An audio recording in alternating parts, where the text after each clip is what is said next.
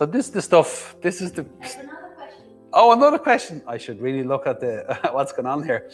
What makes us get off center in real life? What makes us get off center in real life?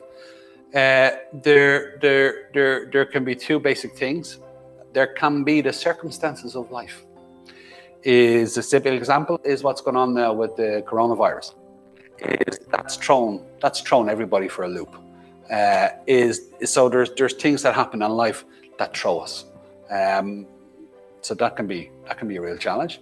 And then there's the things, the self-imposed, with the hurts we inflict on ourselves.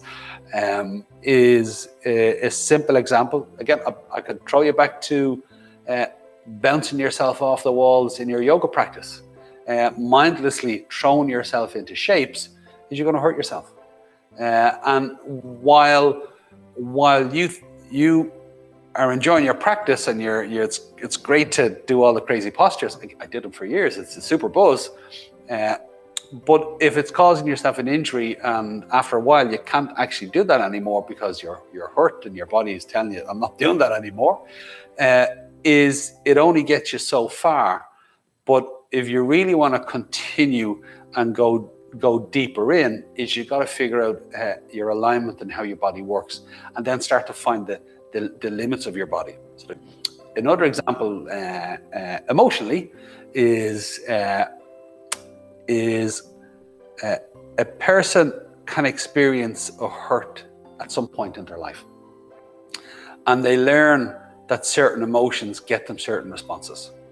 So I give you an example. Self-pity is a person has learned in their life that when they feel self-pity and they let themselves feel that, is that other people come in to their life and support them, and they enable the self-pity. So a person begins to rely on that feeling of self-pity if other people do things for them, and they look for people who enable that.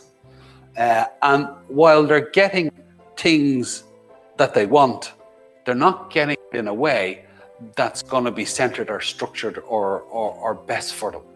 So a person would need to learn the awareness of how to find a different way to feel to achieve the goal that you want to achieve, rather than using self-pity, because it's drawing them into a debilitating state, and it's giving their power away. So when other people enable your self-pity, is you're giving your power away to get control, if that makes sense. And that's not a good strategy for life.